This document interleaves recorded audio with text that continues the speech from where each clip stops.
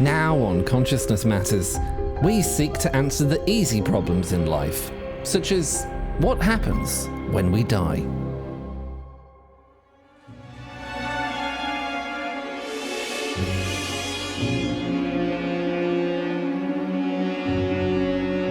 People have experiences. Particles don't have experiences.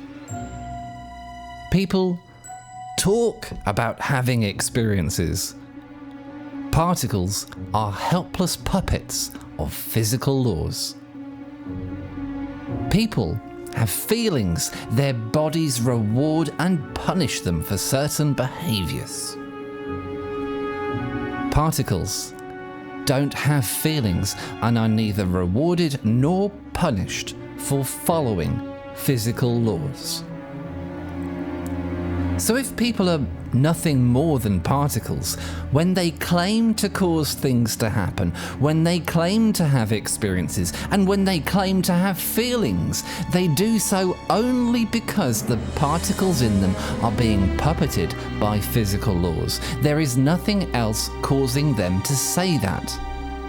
To put it another way, the particles that seem to cause people to say they have feelings and experiences are diverted not 1 nanometer from mathematical inevitability by emotion or experience. It would seem that in this view, there is no experiencer having experiences precisely because all behavior is accounted for without the need for any extra spooky things intervening in physics. Yet, here I am, constantly having experiences and talking about them. So where does consciousness come from? Where does it go to? If only some people could remember what happened to them before this human lifetime. If only some people who died and got resuscitated could tell us where they went when the lights went out. If only we lived in that world. The thing is, we just may.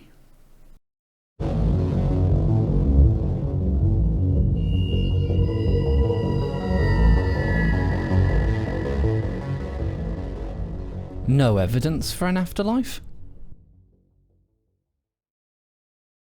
I sort of feel like I'm concentrating really a lot on the philosophy, which I'd also just call rational argument. And I really do mean that, because I think the amount of times that I've heard people say things like, well, you know, I'm not interested in philosophy, I just want to know science. And it's, you can imagine how would you react, Darren, if someone said to you, I'm not interested in rationality, I'm only interested in science? Would that not seem a bit... Oh, I mean, you can't really progress in science without philosophy, because philosophy, as far as I would consider it, is putting science into practice to determine ontology, epistemology, and to really understand how the universe works. Without philosophy, you've just got data.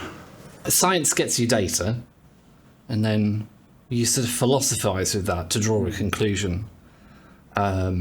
Really nice example of that.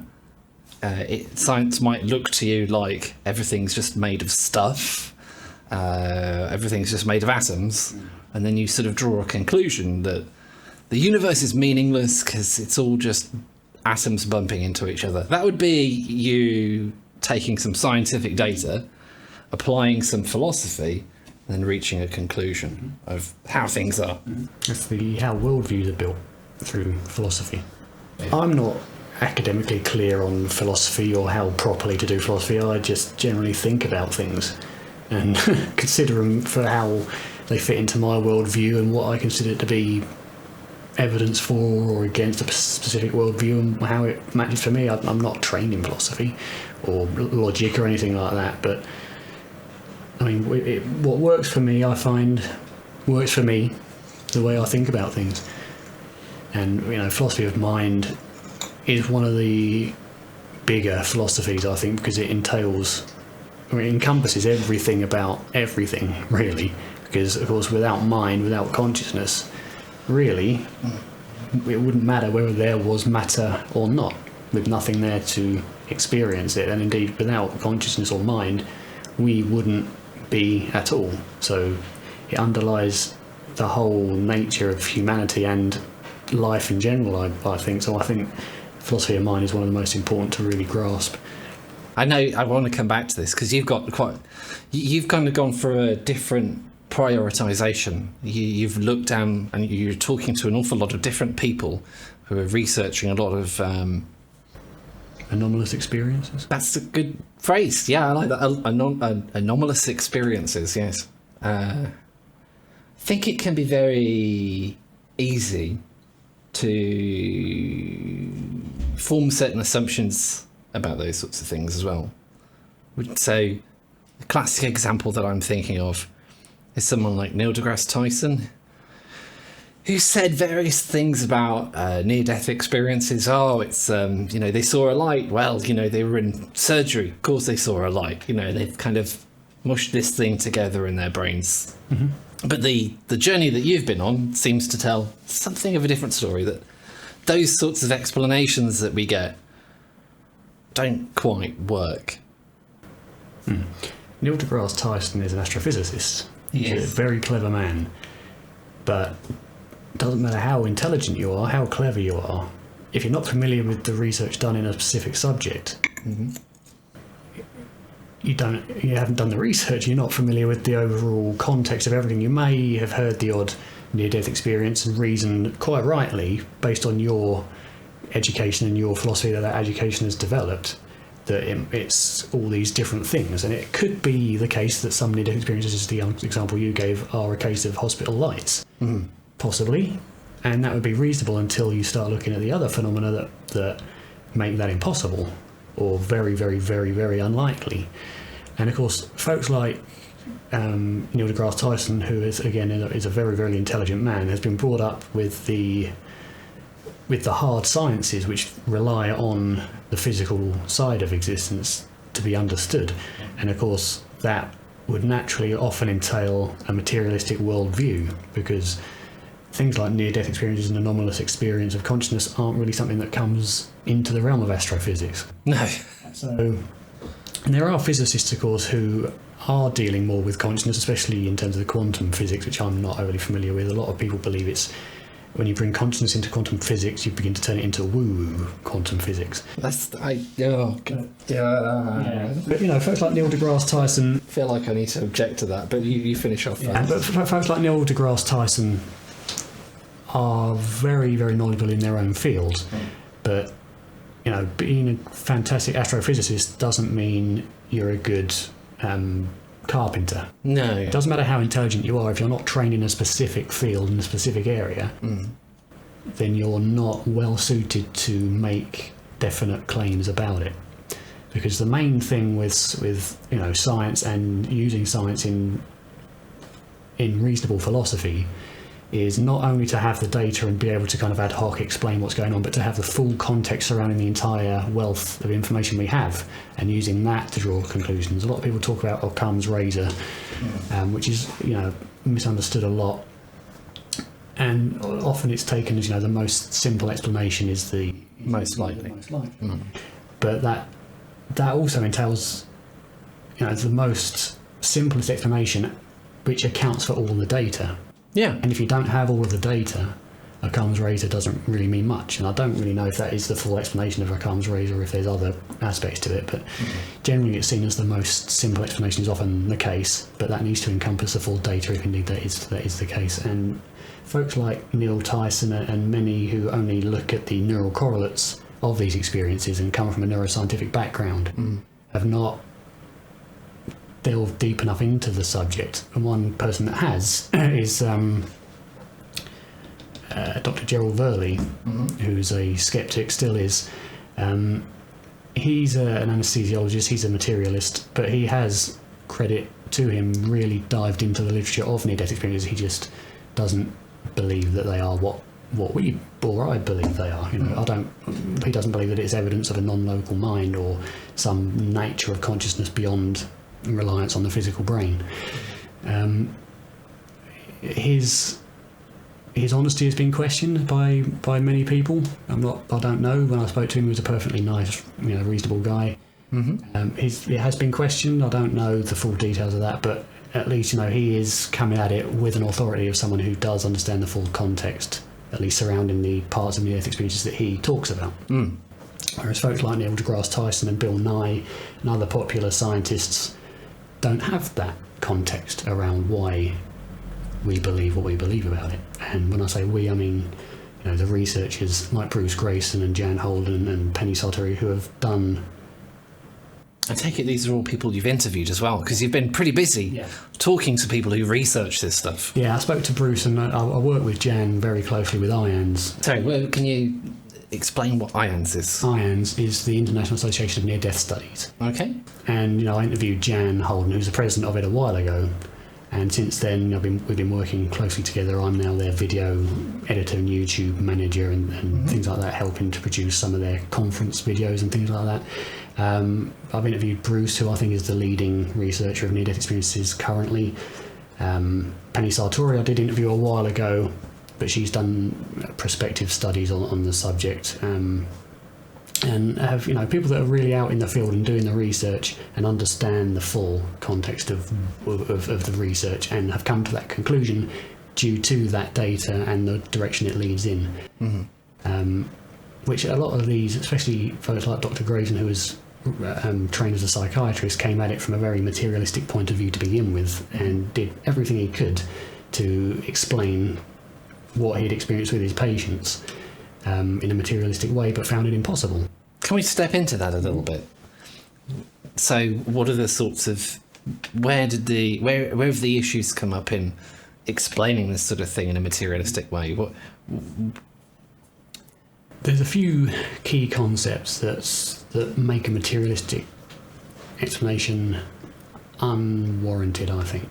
That's the commonality, to begin with, of them. If we're looking from a subjective point of view, the commonality between experiences and the universality of them throughout cultures and throughout time, all of which, although different in context and different in interpretation, the key foundational experiences and timeline of the experiences are the same. Very, very similar.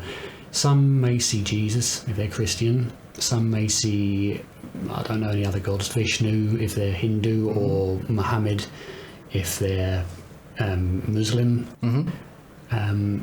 Atheists will see a being of light that they, indiscernible as to who it is, but a being of light. But the common factor there is they all see a being of somebody, and they seem to interpret it based on their cultural backgrounds. But the universality of that, one could argue, is the fact that the brain is very similar in everybody, and so could generate these things. But I mean, there's so many different factors.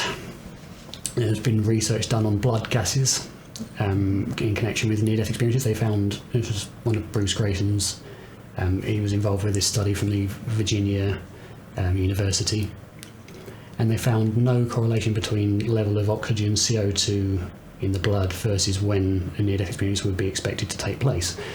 So hypoxia, anoxia, carbon dioxide levels had no part to play, it would seem, from this study in predicting whether near-death experiences would happen or not. It sort of sounds to me like if we're going to think along the lines that near-death experiences are sort of hallucinations or created by the brain, that we're sort of suggesting that near-death experiences could be a bit like, I don't know, somebody having some sort of experience on perhaps a psychedelic drug or something similar to that. There's a lot of different experiences within the near-death experience, and they do vary in content. But foundationally, the foundational experiences are very, very, very, very similar. It's just the way that they're interpreted or the way that they're seen is different. Some, tribes will envision going down a river in a canoe and leading to another land, which would be the afterlife. Many people see the tunnel. I mean, well, not many people, but that's the most kind of publicised idea of near is going through the tunnel. A lot of people do see that, including children.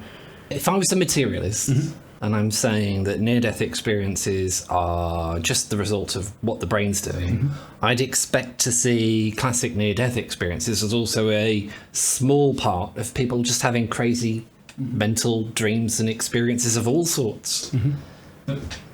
When I hear about the near-death stuff being talked about, it tends to always revolve around common themes. It doesn't seem like people who are going to have a near-death experience see spiders running around the walls. Yeah, that's exactly the sort of thing that I'm getting at. It's not just random crazy stuff going on in the brain, it would seem. There are very common themes, but I suppose you could argue those are applied after the fact in interpretation, and maybe people wouldn't report ones which weren't. But you could always very reasonably argue, from a perspective of things being very similar, that it is a brain phenomena. I think you could reasonably say that it is some form of dying brain phenomena. Experientially and phenomenologically, what we would describe as a hallucination is nowhere near the same as what is experienced in a near-death experience by the simple fact of lucidity itself. People experience these things as if they do experience these things more lucidly than waking reality. When you wake up from a dream, generally you know you've been dreaming. When you wake up from a hallucination, you may not know that you were hallucinating, but when you describe it, you can see that it's very erratic, it's very nonsensical, and often it's very terrifying. Near-death experiences aren't like that subjectively at all. They're experienced as real, more real than physical incarnated life, if you want to say that. yeah, But you could always make a case for some kind of brain involvement with that. However, there was a case recently of somebody who he was under some operation and he experienced cardiac arrest while he was measured up to an EEG machine, which was quite exciting for those involved because it was the first time we were able to kind of witness the state of the brain during cardiac arrest, which is, after a few seconds after the heart stopped, the brain goes flat. right. Effectively down to the level of the brainstem. So all cognitive functions which we believe to be cortical in the human being just aren't functioning, at least not measurably. And you could argue that maybe there are still some activity going on, but regardless, it's not measurable by the EEG. However, they did see that during cardiac arrest, what happened was, of course, brain waves decreased overall. It's commonly reported that there's a spike in gamma waves. There isn't. That's the media sort of sensationalising the headlines to make it seem, this is what this is, read it, buy our papers.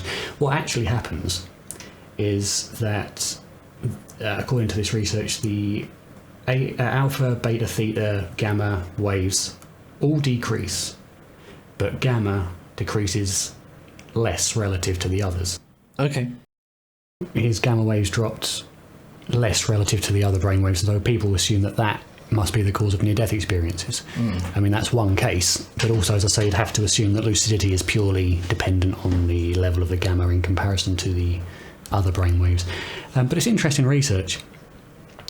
But this always comes down to the fact with near-death experiences that I can always reasonably assume a physical cause in the brain. No matter how kind of far-fetched, you could always understand why it could be the case until you get to a phenomenon called veridical perception, which is essentially people seeing things from a perspective outside of the body that they shouldn't be able to see even if they were awake and well. Or at least they're the ones I find the strongest evidence, because many do see things that go on in the immediate space around them, with their eyes taped shut, their ears clogged. I can still, unless there are specific circumstances that should enable all sensory input to be extinguished. A good example is Pam Reynolds of that, and I'll get into that if you like. But I can always kind of find that, well, maybe they were receiving some sort of info through their ears while they were unconscious and they were putting together this sort of picture. I can always understand that until you have perceptions that take place somewhere a long way removed from their physical body, beyond walls, beyond doors, and things like that. And many of those kind of experiences have taken place. And that then really brings into question the brain malfunctioning hypothesis, because now we have kind of empirical observation and verified, third-party verified observations. Good one for that is the book called The Self Does Not Die, which lists a lot of these. And it's that experience that really kind of pushed me over to more taking seriously the idea that there's more to the brain, more to consciousness than the workings of the physical brain. It's more than just an emergent property of it. Okay. I think that's probably an interesting point to cross over a bit, because you've definitely said some things that I'd like to dive into in a little bit more depth and sort of ask some questions around. But you've also hit upon a really interesting point here. So I kind of almost come at this from a different perspective. So my perspective is that I've had really interesting experiences happen to me. So I had a tantric experience, which I'll have to point people to a video where I talk about that in a little bit more detail. And I think it's very easy for us to think that if something's not in a scientific textbook, it's not real. It's hearsay, it's wishful thinking, something along those lines. So I have to get into this strange space where I say to myself, well, you think you had this remarkable experience. I'm always in a position where I feel like I have to gaslight myself, right? I have to go, oh no, Matthew, you must have just crazied that one or something. And I don't think anybody likes the idea of just thinking that they just completely imagined something or that they've lost their grip on reality. It's basically what you're saying at the end of the day, isn't it? But I encountered things like that, and that sort of broke my worldview a bit, because I was, very much, I was very keen on all the sciences and sort of absorbed the standard views that are associated with that particular path. Mm-hmm. But that got me really curious about the question of consciousness. And to me, when I dived into the rationality of it and the philosophy of it, the idea, right, that we can have sort of a conscious self that pops into existence at some point, starts tinkering around with the universe before popping out again, that's absurd. I think it sounds very absurd to me. That is not a sensible way of looking at things. Now, there are ways of making materialism work. It's a question of the cost, right? So I had an absolutely wonderful time recently talking to Keith Frankish, who I believe, with illusionism, I think that illusionism, if you want to be a physicalist or a materialist, illusionism is the way to go. That's what I've decided, and I'm open-minded, because if anybody else tells me that there's something else you need to think about here, Matthew, there's another very reasonable way that we can look at this and make everything work, I'm all ears. I want to hear from that person. I want to talk to them, get them on the show, get the knowledge out there, and share it with the people who watch my stuff. I guess what I'm saying here is that this whole idea that consciousness, as we talk about it, just comes out of brains. Yeah, of course it does. You keep on believing in those sorts of miracles. It doesn't make any sense whatsoever. From a physics point of view, what you're saying is we've got the laws of physics. They make everything happen. The laws of physics does everything, right? There's no God. There's nothing going on apart from physics. Well, how are you going to put consciousness into a picture like that? It doesn't really fit. Illusionism deals with this by saying the sense that we have these private inner experiences of colours and the world, it's an illusion. They'll tell you, don't worry, I'm not denying the reality of this, is what Keith said to me. This rich encounter of a world is all there. This sense that we have that there's like a redness of red and that something special about that isn't true. Now, that's probably quite a bit to get your head around, but it really does make sense. The materialism. Well, I agree with that. That what we experience is an illusion. What I don't agree with is that sense of being is an illusion, because in order to have an illusion, one must be to experience it. I think in the case that what we experience is an illusion, I agree with that, because, of course, our understanding and our perception of the world is limited to the way our brain is able to receive and decode information. Right. So we're not seeing the world or hearing the world as it is. We're seeing it as our brain can interpret it. So in that sense, yes, the content of consciousness is illusory, or it's not pure what it is. A shrimp will see the world very, very, very differently because it has different equipment. Yeah. To us, the way that a shrimp would see the world is an illusion. Equally, the way we see the world is also an illusion based on the equipment we have to process it. But it's that sense of being, not being something, not experiencing something, of just experiencing, is something that can't, I don't think, be an illusion, because there must be something there to have the illusion. To experience the illusion. So illusionism in a philosophical sense is a little bit more, it's pointing at something far more specific, because I'd be inclined to agree with you very much that we might feel that we are in touch with reality as it is, but I'm very much open to this notion that things aren't quite what they seem, which is, kind of say that's what an illusion is. It's something that isn't what it seems to be. So, and I think I've sort of talked about this with Keith as well, because the thing that makes the most sense to me is that consciousness is a fundamental part of things, and I sort of have to say that. The reason why I feel that I have to say that consciousness is a fundamental part of things is that if we're going to have it, it has to have been there all the time, or we have to make it somehow. Mm-hmm. How do you make it? We don't do that with the electromagnetic force or the weak force or the strong force. We don't do that with forces. We try and explain things in terms of fundamentals that we can build everything else out from.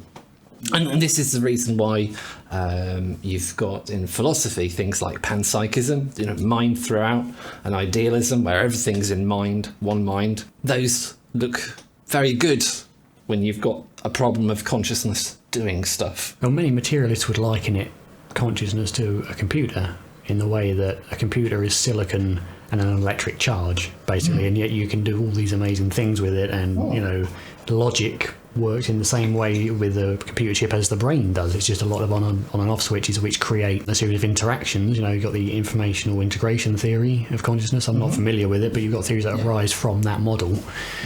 So many would liken it to a computer, in the sense of that's what the brain is, and the way a computer displays information is similar to how our brain displays consciousness.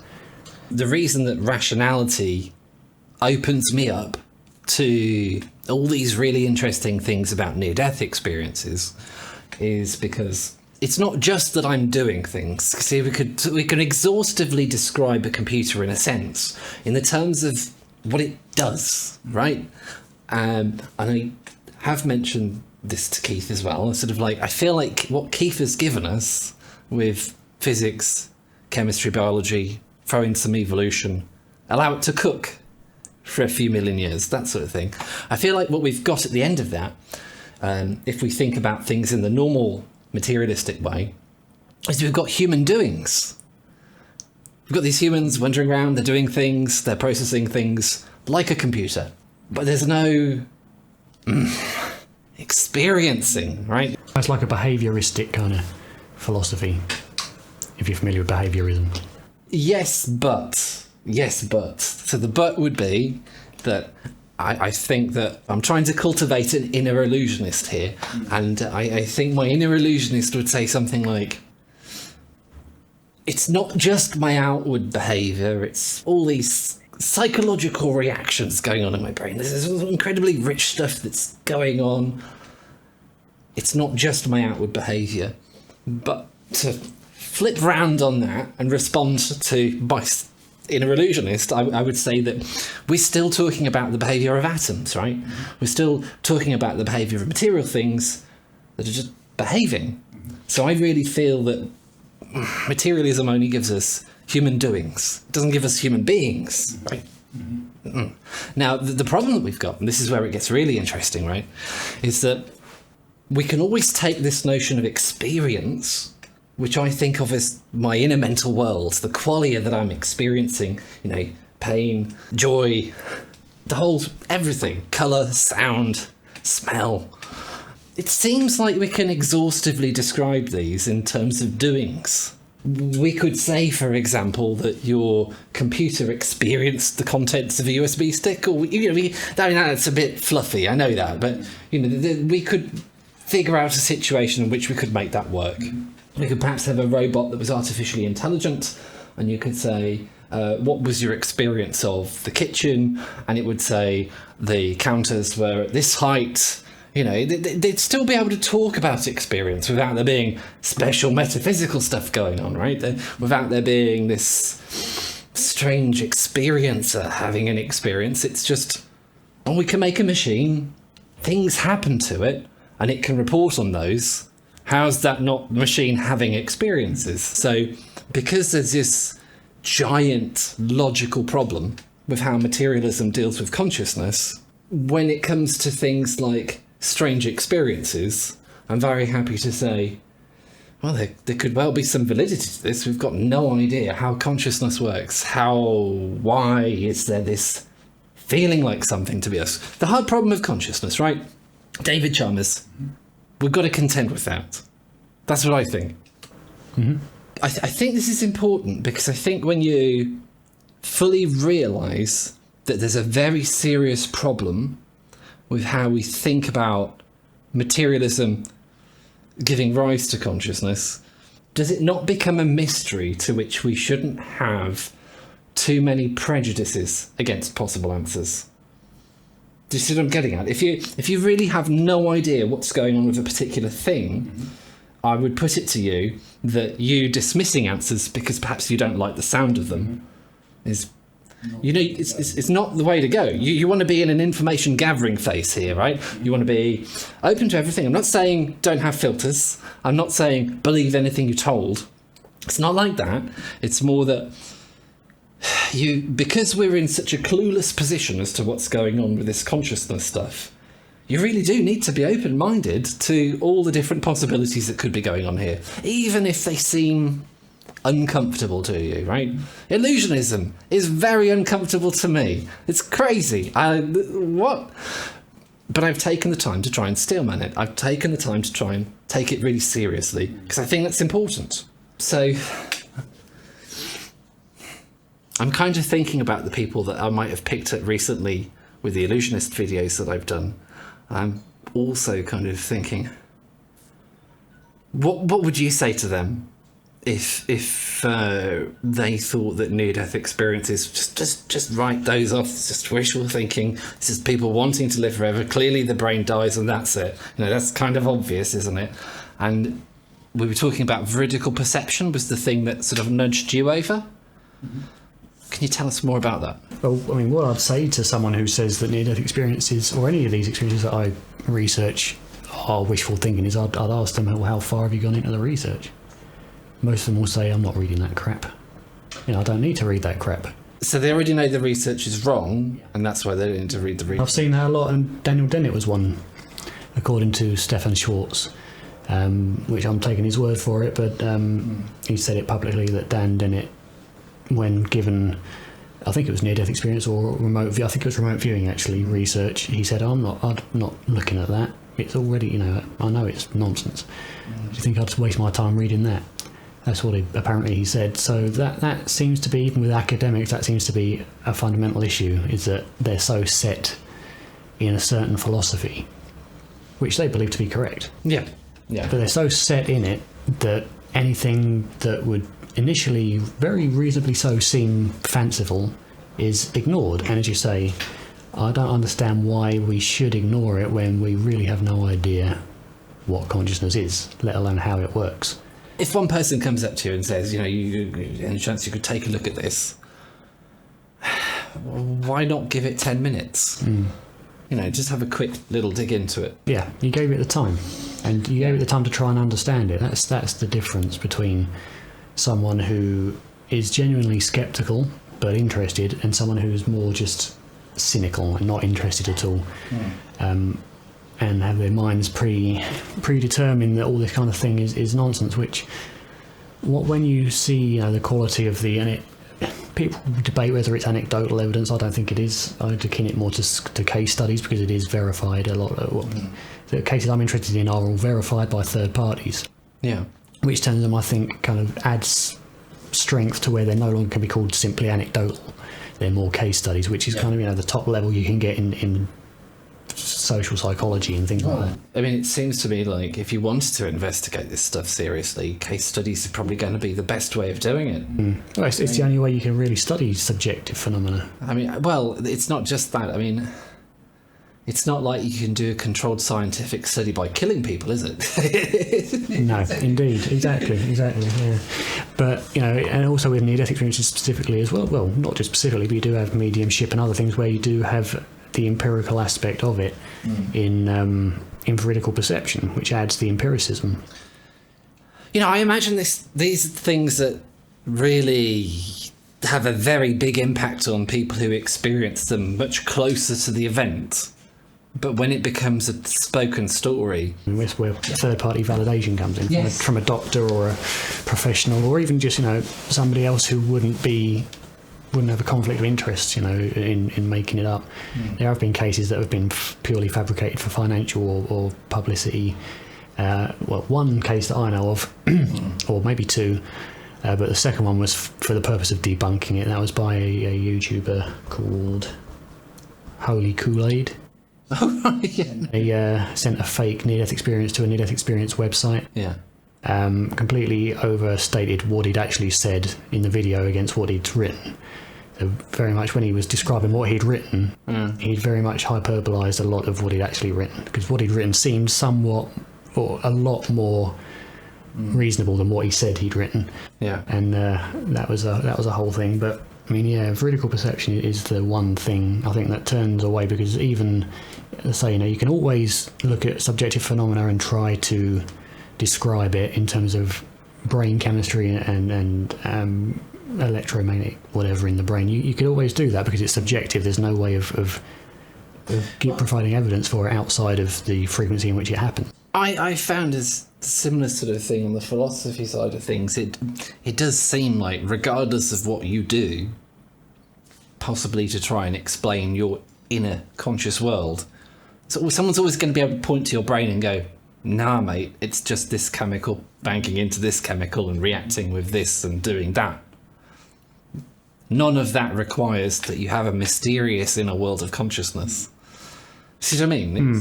Then you say, well, that's correlational. Show me that it's causational and then we'll talk. I can press the C key on my piano and it will flash up with the letter C. Does that mean that C that's flashing up is making the noise? Because every time I press that C button, the same noise comes along, but also that light lights up. So is it that light that's making the noise? Yeah. Yeah, no, I see what you're getting at here. So we're getting into that correlation, causation issue. But with veridical perception, especially those that take place, like the Pam Reynolds case where she was under burst suppression, which means her brain was shut down to the level of the brainstem, and yet she had 100 decibel noises pumped in each ear, and yet she could hear perfectly a conversation that took place and a music that was playing over the radio and things like that. That's when I say, things that happen in the immediate vicinity aren't all that interesting until you have something where it still should not have been possible, like moulded earphones with 100 decibels and eyes taped shut, and burst suppression, initiated on the brain. You shouldn't be able to tell if someone's whispering, right into your ear. You shouldn't be able to hear that in those states. But she could hear conversations happening at the end of the bed and the radio that was playing, and record them perfectly. And it's things like that that just defy any physical explanation outside of it was made up, it was remembered incorrectly, or it was fraudulent. So I guess all three of those things are said. Oh yeah. Yeah. Often. That must be a very interesting area to live in then, to be one of these researchers, but to have those sorts of accusations, but still carry on. There's not many of them. It's not something a lot of scientists have to deal with. No. Yeah. But it's, the materialistic philosophy of mind is so ingrained in education and in Western society that it's a very difficult thing to overcome, regardless of the strength of evidence, one will always find, and as well as the fact that it is mostly a subjective experience. Well, I remember this for myself, right? I remember getting to the point in physics where I was starting to ask the question in my teenage years, out of my physics teachers, so is everything just really atoms and whatever atoms are made of just bouncing around according to these laws? And my teachers seem to be, there's a lot of stuff that we don't know, but that's how it looks to us right now. And I remember thinking about that in the lunch queue. I remember thinking to myself, well, if it is just physical laws that determine what happens next, how am I involved in any of this? Surely the things that I would be doing wouldn't be caused by me. They'd be caused by all this physics that's going on. This whole notion that I'm responsible for anything is ridiculous. But that just didn't square with my experience of life. My experience of life is that some things take effort. Some things are hard. Some things are unpleasant. Some things you don't want to do, but you have to do them anyway. And they're at school. They're at school. School is a place where you're supposed to pay attention, learn things, note things down. It's supposed to be a place where you've got discipline. What does discipline mean if you're not in control of what you do?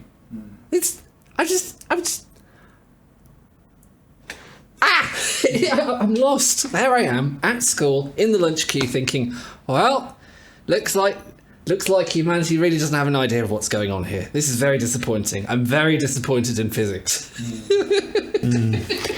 Yeah, I mean, as you say, no, physics works brilliantly well for everything until you get consciousness. It seems that way. Sometimes I do think I'd like to talk a bit more about the strange experiences that I've had. I think, no, Matthew, just concentrate on the rational stuff that you can actually demonstrate and prove. But this is a Tantra thing. And then it was just, I'm not so sure about this next thing, but I've just had so many things that feel like telepathic experiences. Could be wrong. Could just be my subconscious saying, we've understood this person's behaviour and it's sort of presenting an image to me of what they're thinking. And I'm like, it's all just very calmly explained without having to reach for anything crazy. And there was that time where I was sort of wanting to see somebody's cards in a poker game, and then I think I texted you about it because I was like, you wouldn't believe it, they were right. And it's like, it's not like that happens all the time. See, I think that a reasonable explanation would be, oh, Matthew, you try and guess those sorts of things all the time, and all the times that you fail, you don't make a big deal out of it, nobody gets texted, and you forget about it. Yeah, exactly. But no, I just don't. And you just have to take my word on it on that. Well, there was an experience for me with the foxes. Did I tell you about that? With Ty and Omi? Remind me. After Ty and Omi died, my two dogs, I asked them to send me foxes because they're, of course, my favourite animal. And I've never seen any around. I hadn't really been out at night with them, so I might have just missed seeing them. But Mum went out every night with Ty and Omi over the field, never saw anything, never saw a fox in her life. That was 14 years or so. 12 years of having Ty and Omi. And I said to him, send me a tame fox so I know that you're there. A fox would be amazing, but a tame one would just throw away all doubt because that doesn't exist. Never got a tame one, but I did get 3 within 4 or 5 weeks. Okay. Every time after asking them to send them to me, and this was after 25 years of living in the same house, never seeing anything like it. 3 in 5 weeks was pretty amazing, I think. So it's just little things like that, and there was a time when Dad was in this house with Cody, our new puppy. Say new puppy, he's 2 now, but he was back then. And he was in the kitchen playing with him, or just doing something, and Cody was with him, and one of the squeaky balls squeaked in the lounge. And it was quite a sensitive thing, but you did have to squeeze it to make a noise. Yeah. And there was no one in the lounge. Me and Mum were out shopping, and Dad told us about it when he came home. He said no one was there. I was in the kitchen with Cody, and this ball just squeaked for no reason. And it's just little things like that seem, beyond rational explanation, unless you kind of really try and force it in place. And again, when it comes down to the fact, as you say, that we don't know at all what consciousness is, it seems not so far-fetched to assume that there may be more to it that could allow that sort of thing to happen, which many would call paranormal, but I would just call undiscovered natural. Well, no, that's the thing that drives me absolutely crazy. So this whole thing about natural and supernatural, we should probably just mention that, because I sometimes mean to go into it when I'm having conversations, but then don't. Let's think about what this really means. So I say something is supernatural. Why would I want to do that? If I'm a materialist, if I'm a dedicated physicalist, if I really want that worldview to be true, or if I really feel that worldview is true, and that everyone who is just imagining stuff in their heads, they're just not getting with the program, right? We've done such a serious study of science, and we can break things down into their parts. It's all explained. It's materialism is there for the win, right? There's if we get into that mindset, then I think that what I'm saying when I say something is supernatural is that it's just not real, right? Mm-hmm. Supernatural just means not real. Mm-hmm. But I've heard people like Richard Dawkins say, if hypothetically speaking, if God were real, well, he'd just be part of the natural world. It wouldn't be supernatural, it'd just be natural. So there's this idea that with naturalism, that if anything's real, we just sort of incorporate it into the world. It's just natural. And then you sort of end up with what feels like pure circular reasoning. It's supernatural, therefore it's not real. And what that seems to mean is, it's not real, therefore it's not real. It's like, that's not an argument, right? So I just think that any time somebody says natural or supernatural to me, alarm bells go off in my head. I mean, what are you really telling me? What are we really saying here? It doesn't exist. I think naturalists who've taken that particular point of view have almost... Does the word mean anything anymore? Not as far as I can see. No. Not unless you want to engage in an idea. You step away from the materialist paradigm and you look into a different paradigm, perhaps a deeply religious Christian paradigm, right? Then the natural and the supernatural make sense to you, right? There's the natural world, and then outside of the natural world, there's the supernatural world within which the natural world sits. I don't know, something like that. I'm not saying that's exactly how it is or anything like that, but you've got that clear separation. But then that supernatural world would be that world's nature, so would that not be natural for that world? Oh, there you go. How would you define yeah. What does it mean? I think it is a meaningless word that sounds like it means something. Supernatural and paranormal, the same sort of thing, I think. Yeah. How do we get into that one? I wonder how much there is a shift towards being more open-minded to these things in science in general. Well, the definition of science is being open-minded and challenging current beliefs in the light of new data. Because surely science is a word that defines the human attempt to understand reality in the universe, no matter how that kind of really takes shape. Well, you can have a scientific investigation into things, but I think that I don't think the definition of science is unfortunately that clear cut. You take someone like Fauci, who said he is the science. Well, science seems to be used as a religious word these days. Often equates with materialism for some reason. Well, it sort of feels like some people are using science the way that they would use religion. So there's science has shown A, B, and C. Follow the science. Do you know what I mean? It's You should follow the science unless it's challenged by more data that seems to suggest that's not the correct way of looking at things. what I'm trying to point at something here, and I don't think I've done that successfully. What I mean is, I don't think that we can have any one person saying that they are the science, right? That happened, right? That was quite a notable thing that went on in US politics. That's a crazy thing to say, isn't it? But that's the world that we're living in. Yeah. I think that people can have a popular conception of what the science says. It's not necessarily the science, but it's advanced as a story about what science is doing. And people may be right a lot of the time. That's not what I'm worried about, though.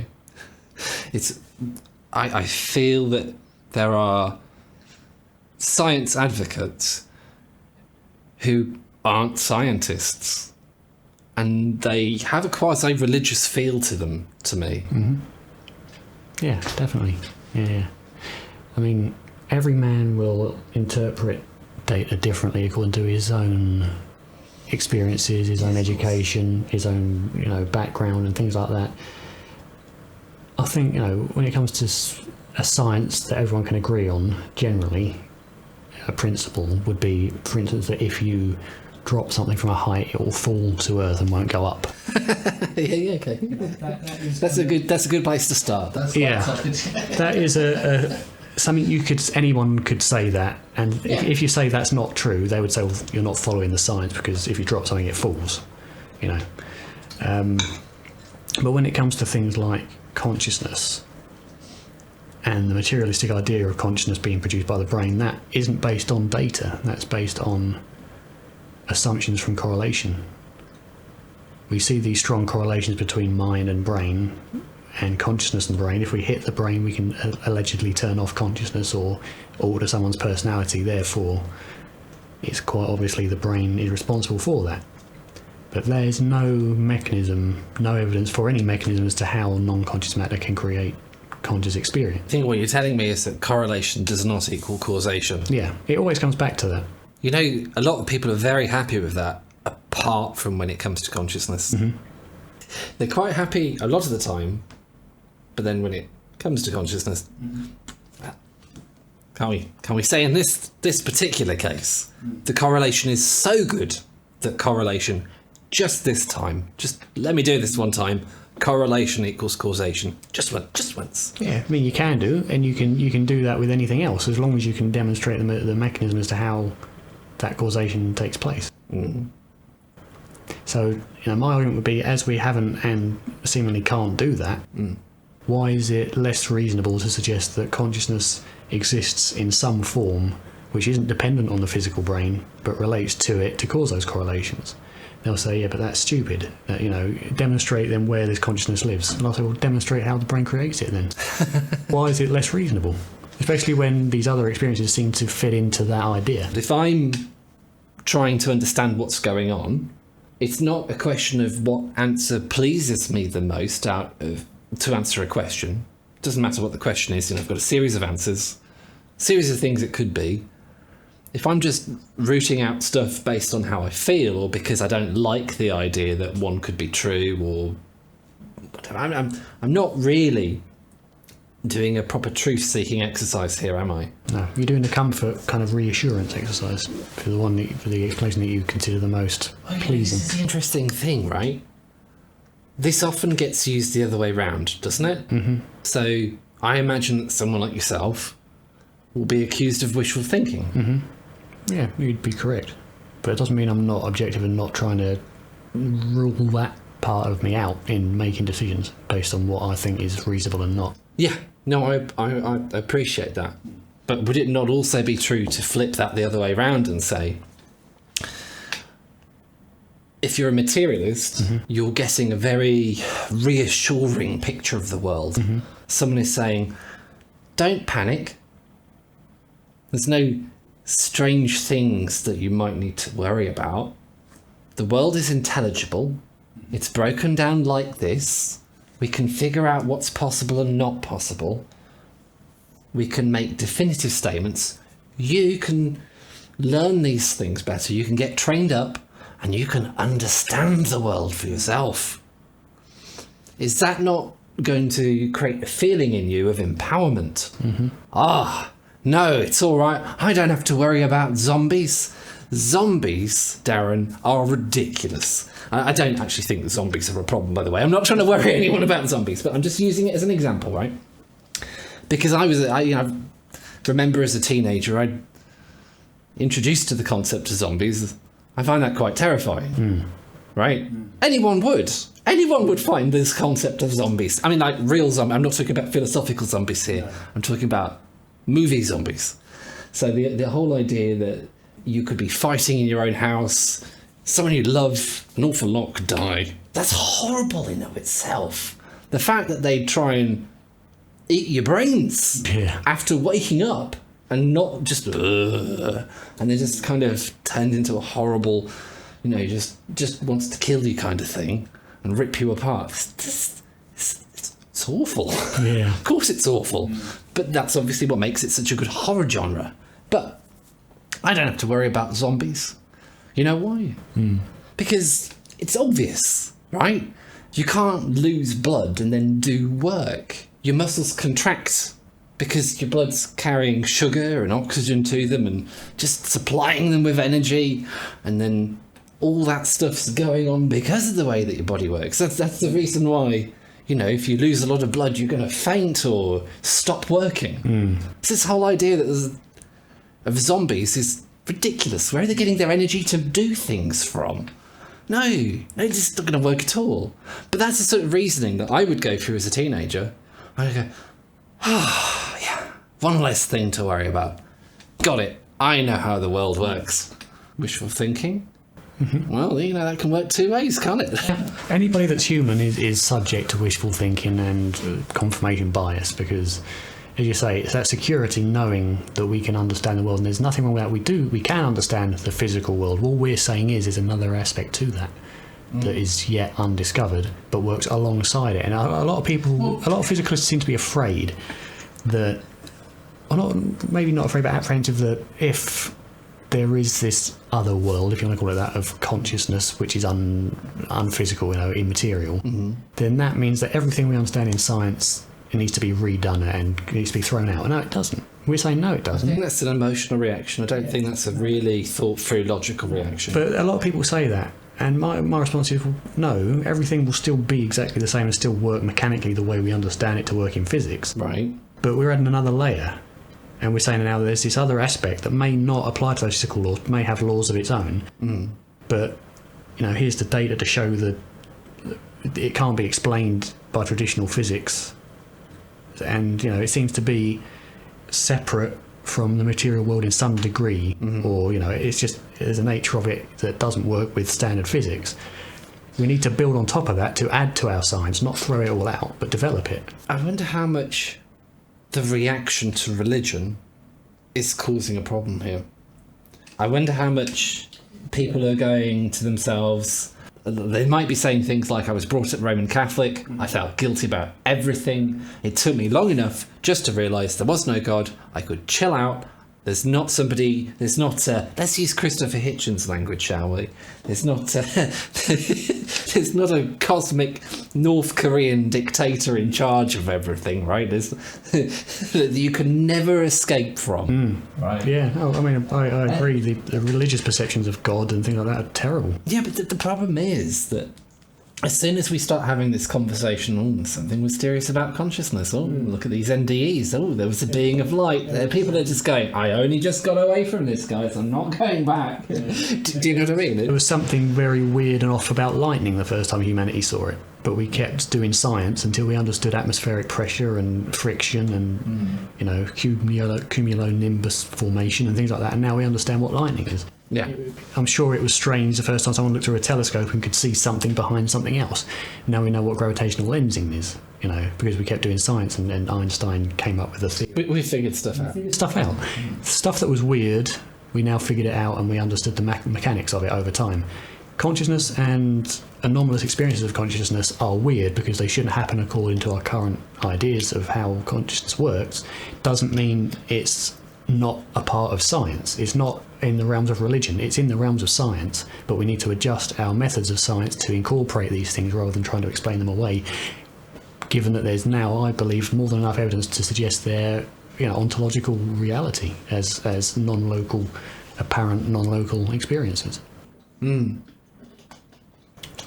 But people will just deny the evidence. I mean, with veridical perception, they'll say, well, Sam Parnia's study never received any results because Sam Parnia put up targets in his operating room for people when they had cardiac arrest to come out of body and see. No one saw it.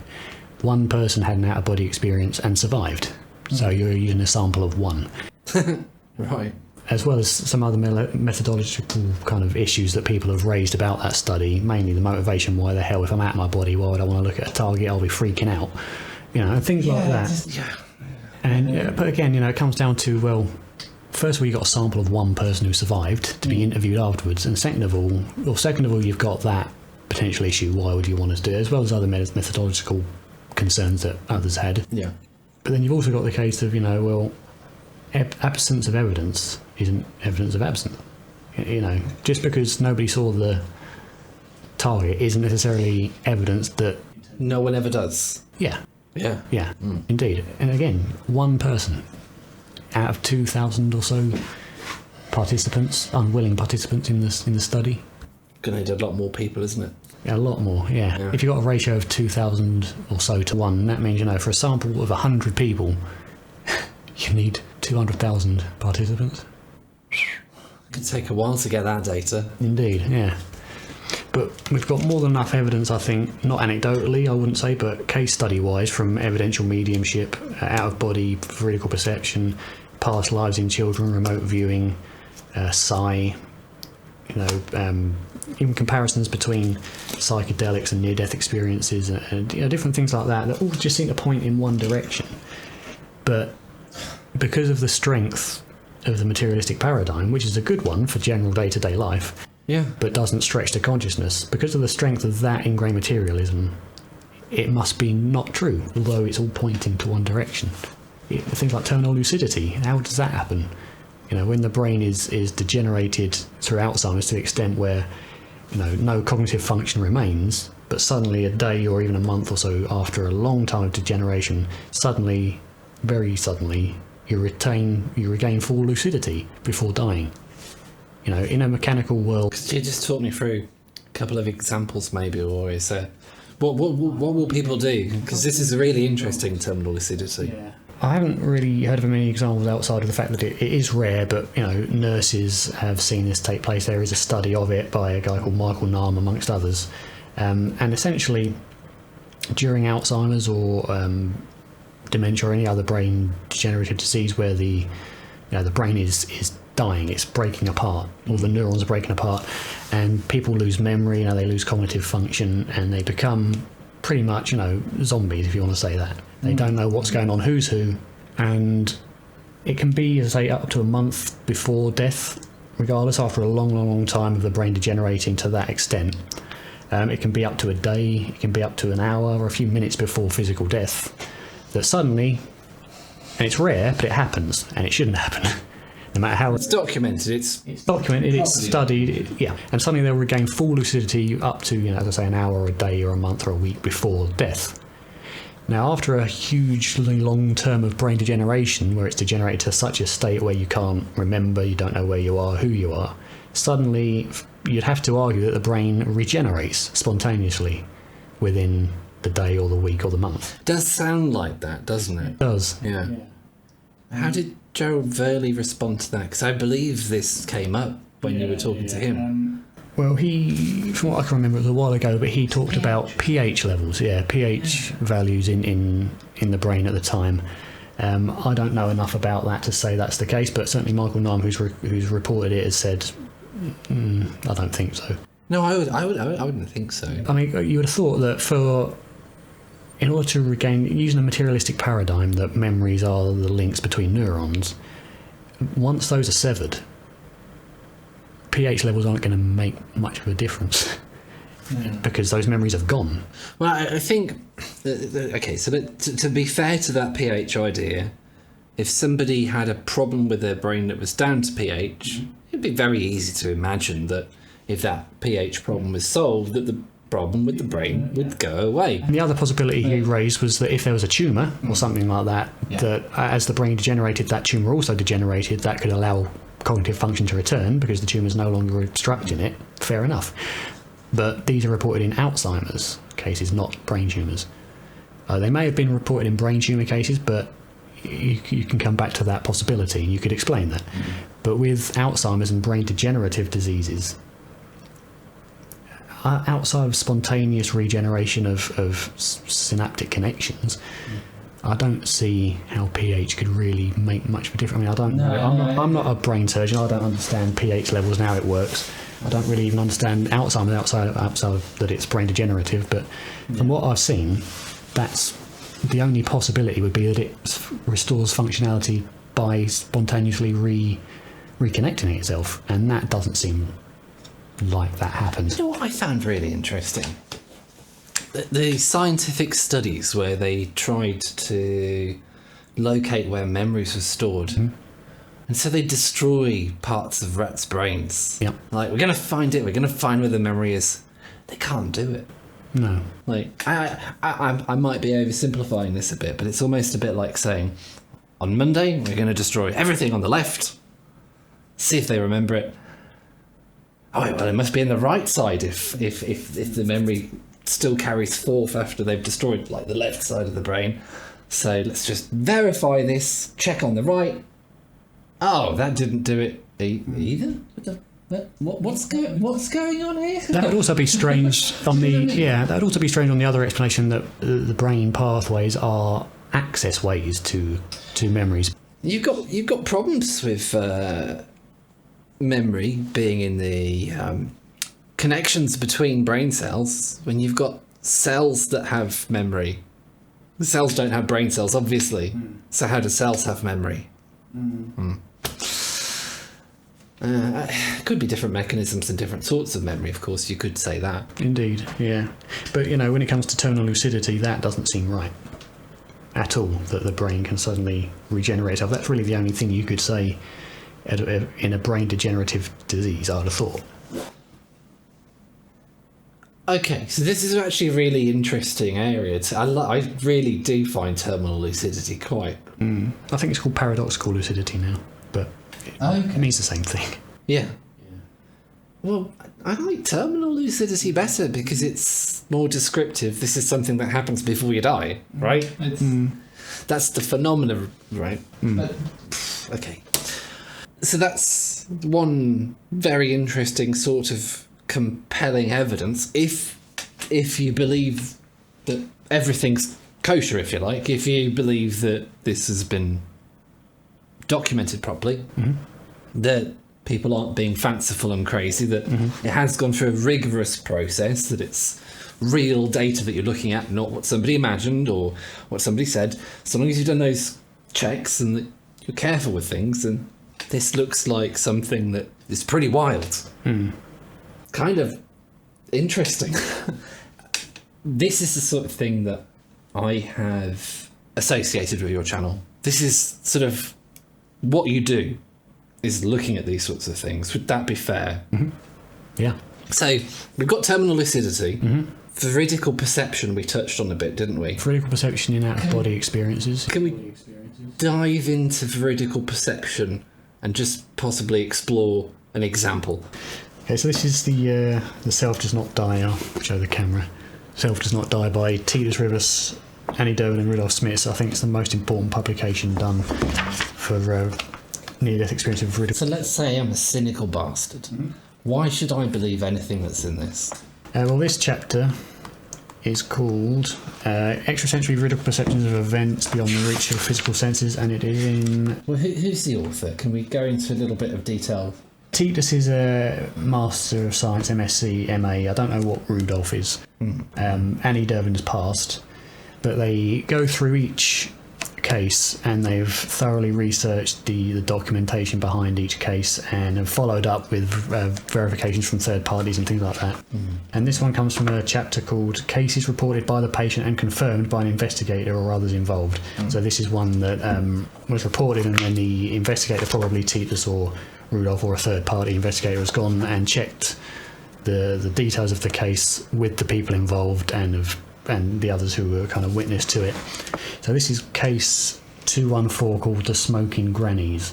In 1994, 17-year-old Michaela of Homer City, Pennsylvania, was on vacation with her family. Unfortunately, she was the victim of a serious car accident caused by the driver of a large truck. She was flown to an ER by helicopter. She was not the only family member who was hurt, but her injuries were the gravest. She had suffered serious brain injury and wounds to her arms. The doctor who gave Michaela trauma treatment in the helicopter, Scott Magley, did his utmost to save her, but she still slipped into a coma on arrival at the hospital. In this condition, Michaela had an NDE with a panoramic review of her past, along with a peek into her future. Afterwards, she found herself up in the corner of the hospital room from where she looked down on her own body. Then Michaela saw her parents sitting in the hospital cafeteria with both her grandmothers sitting across from them. In a YouTube clip, she recounted, "My dad is a smoker, and he said he was going to have a cigarette because he just wanted to get some breathing room and get out of there. And it was funny because my grandmother, my mum's mum, who has never and would never have a cigarette in her life, was like, 'Oh, I need one too, I'm going to have one too.' Then my other grandma was like, 'Yeah, me too.'" 2 weeks later, Michaela awoke from her coma. She told her astonished mother that both her grandmothers had suddenly started smoking in the hospital cafeteria. This event was explicitly confirmed by her mother in the same clip. That's one example. So there's no ways that she should have known about that. No.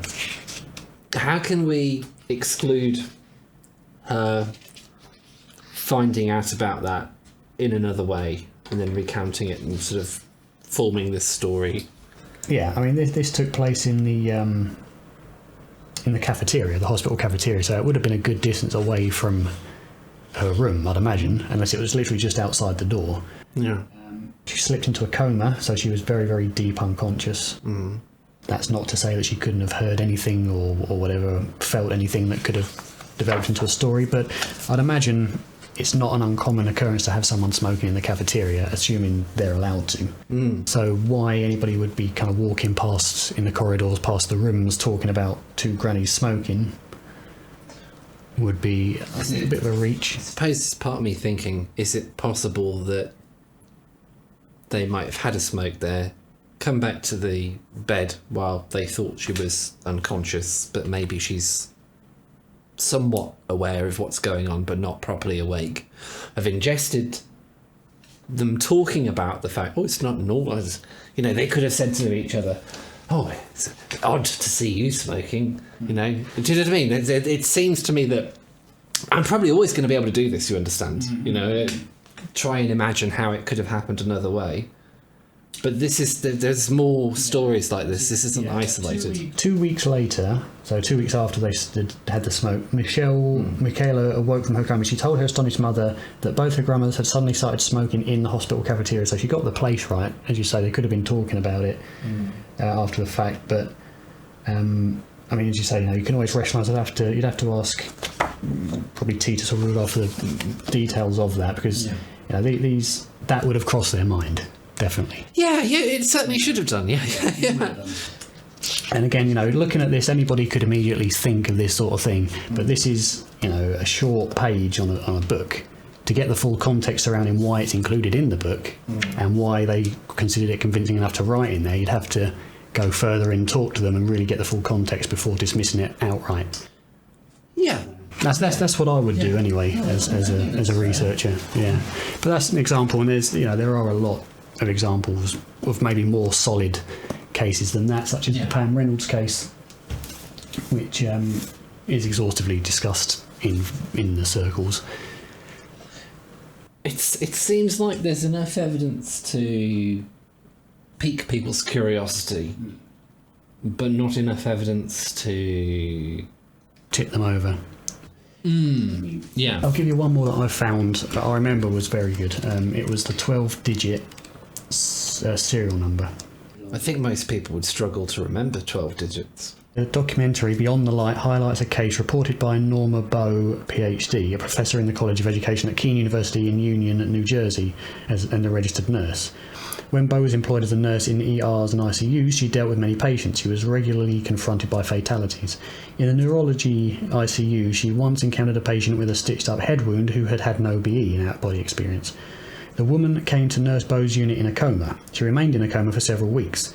During that time, she had a cardiac arrest from which a team resuscitated her after repeated attempts in the ER. When the patient came out of her coma, she was unhooked from the apparatuses and that kept her alive. The patient claimed that she had had an out-of-body experience, during which she had observed the room from above.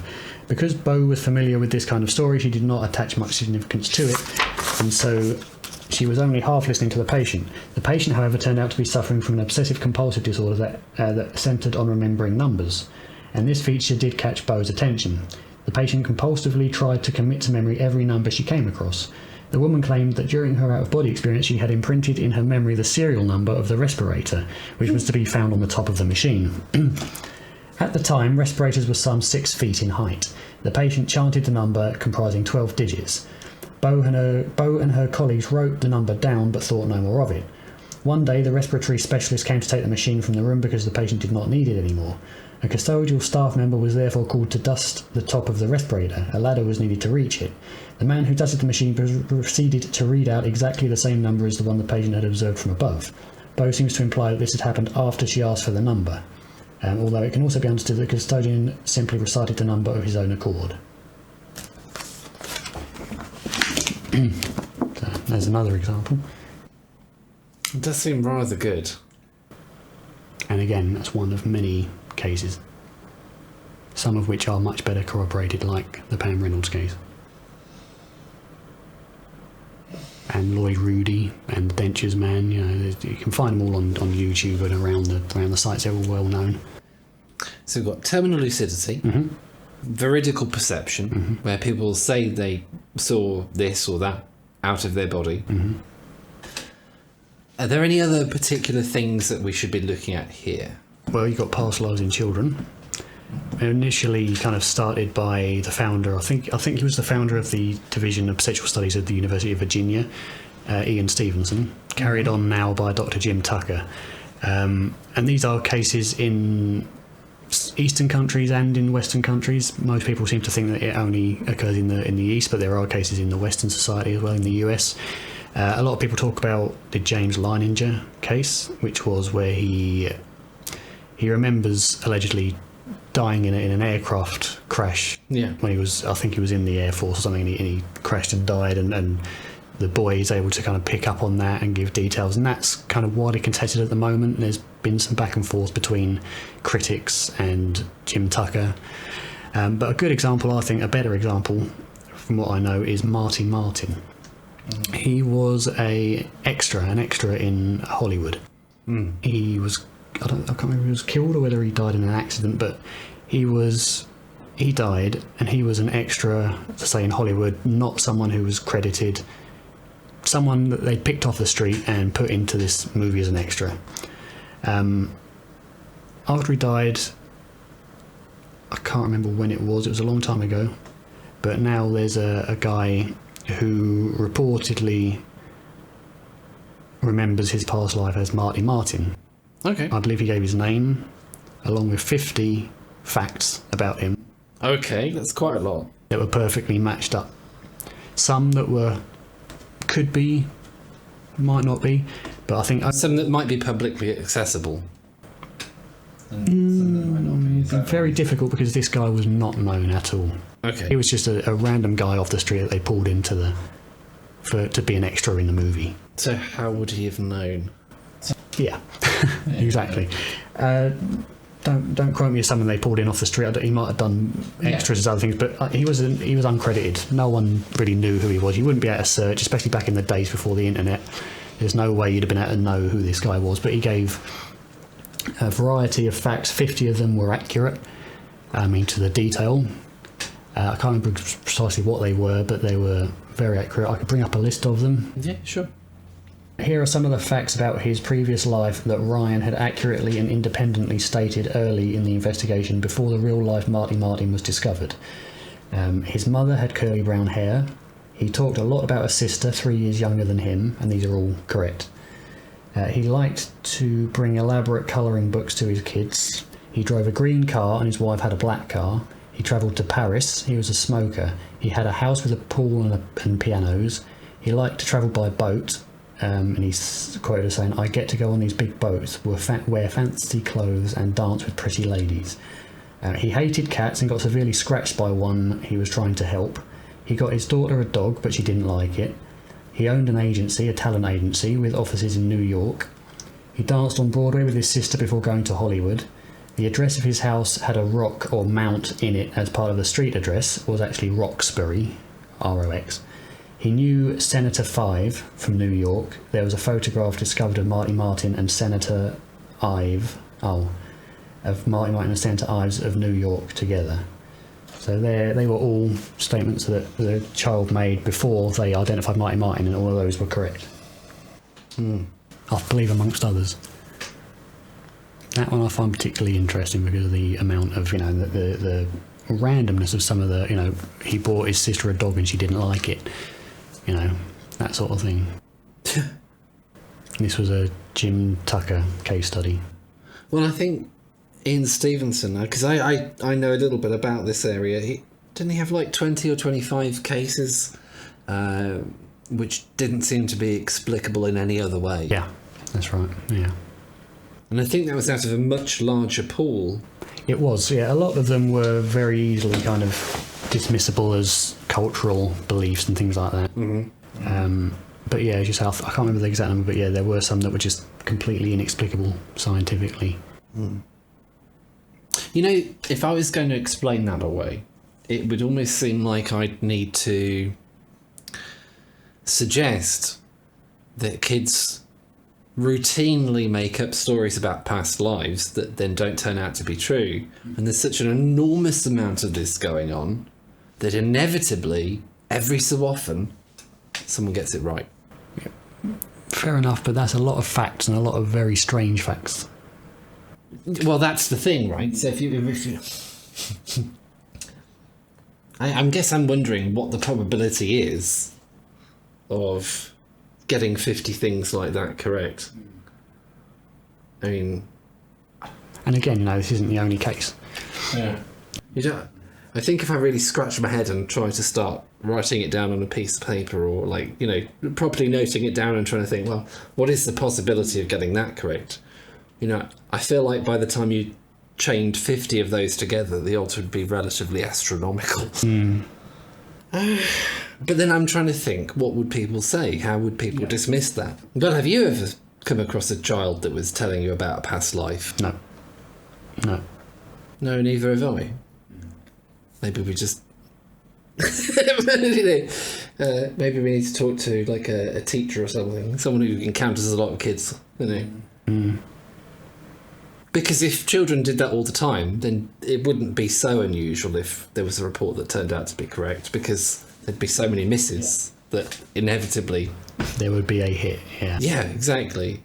Again, the nature of the information that was correct, as well as other things, like he was able to identify Marty Martin immediately from a picture, and he was able to identify that his grandmother had a third baby in her womb that didn't make it, or something like that. I can't remember exactly.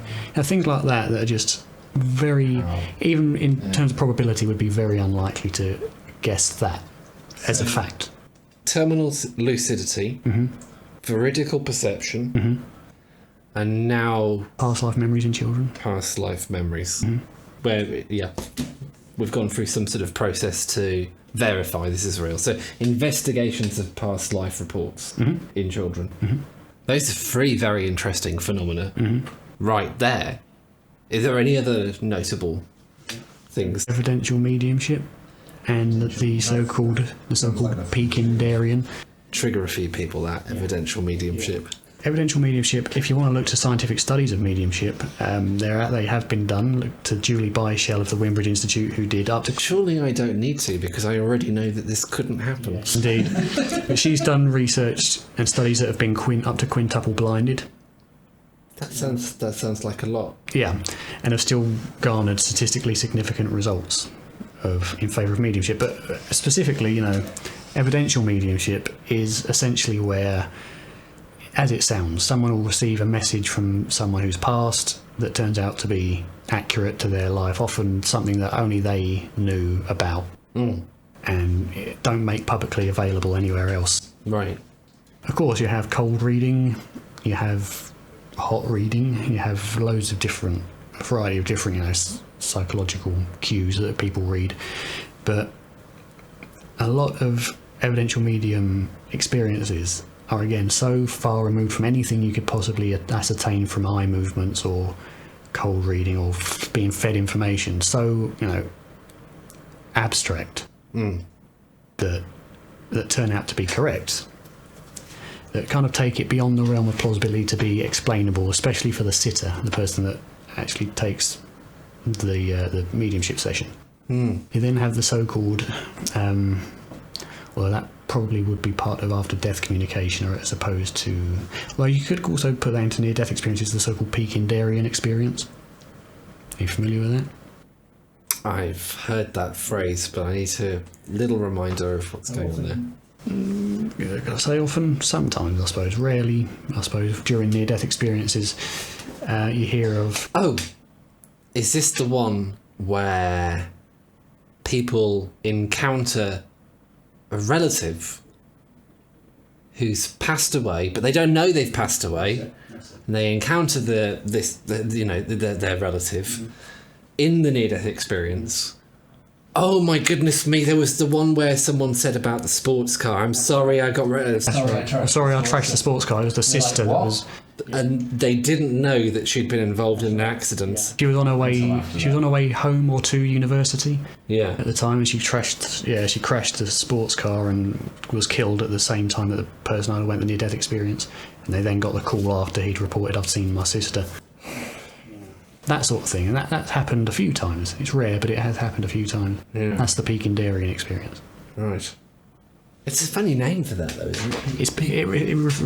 It refers to a biblical something about where someone had a spiritual experience and saw a town called Darien or something, and was able to peek into Darien or something like that. Okay. Or something like that, I don't know. But I know it's a biblical reference of something like that. But that's the peak in Darien experience, Crikey. I'm going to start losing track of all the things that we've covered here. Is there anything else that we need to... Is there anything else that forms like a category of... that you can think of?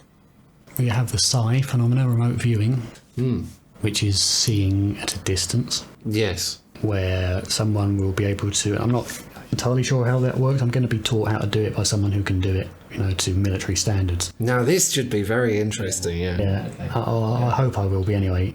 Well, I do too, yeah. And you can allegedly receive information about something, whether it be the Eiffel Tower or something, and you can kind of describe it or draw it as your kind of... He said you don't picture it as such, but you receive information that maybe a set of numbers that he's transmitting to you, which signifies something. So he might send you 281553, and in his mind that refers to the Eiffel Tower. So he'll try and telepathically send you those numbers. You receive those numbers and somehow kind of get the Eiffel Tower from that and draw that down. And I don't know how that works. Yeah, I don't know how that works, but apparently it has been, shown statistically significantly to take place, and is still practiced in the military allegedly. I remember hearing that one of the things Project Stargate, when the US was funding remote viewing, one of the things that they apparently found out through Project Stargate was they had someone who was remote viewing was it a double-hulled submarine, something like that. They started describing things and making notes, and people were like, no, the Russians can't do that. It turned out to be a real thing. Yeah, they had this information presented through this form, and then they were able to verify, and it became. I should know that. I should really know the specific designation of the submarine, but it was the largest submarine that the Soviets has ever made. And I remember talking to Stefan Schwartz, who's effectively the father of remote viewing study. He talked about, I think he talked about something about the Red October or something like with reference to that. I can't remember exactly, but he's one to look at. I've spoken to him on my channel about it, and he knows what he's talking about, with that sort of thing. I remember hearing about that, though. I remember that Russia had built... No, this is really annoying me that I've forgotten the name of that submarine, because it's one of the submarines that was so spacious inside. They actually had a swimming pool inside. It was very small, right? Yeah. But there was a swimming pool in the submarine. But a lot of people seem to believe that program was shut down because they didn't find results, and that's not true, allegedly. I can't remember why they shut it down or whether they did. Who knows if they did or not. Well, if there's one thing that we know is that sensitive military intelligence programs, when they're announced to be closed down, they definitely have been. Yeah. No question about it. Exactly. Yeah. Yeah, absolutely. I just want to let you know before we end this episode that rationality, facts and logic have updated the way I see the problem of physicalism and consciousness since my conversation with Darren. I'm not happy any longer with saying physicalism grants you human doings. I think it actually only grants you human happenings. Humans happen, but the laws of physics are the things that do things. Humans just happen. They don't actually do in physicalism. It's just not their role. I also think that in light of this, you can't make physicalism work, not even at a very high cost. In short, I think physicalism is absurd. If you'd like to challenge me on this, I'd be delighted to hear from you. Most people think consciousness is supercalifragilisticexpialidocious. We all have our own inner movie. Consciousness is an amazing collection of sort of mundane tricks in the brain. If nature is made of nothing but unconscious matter, how come we're conscious? Consciousness is irreducibly subjective. Now that sense of being a subject, a locus of consciousness inside the head, is an illusion.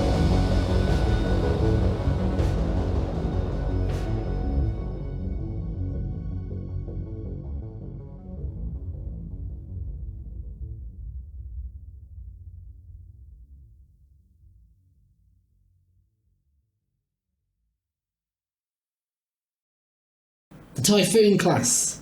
It's the Typhoon class.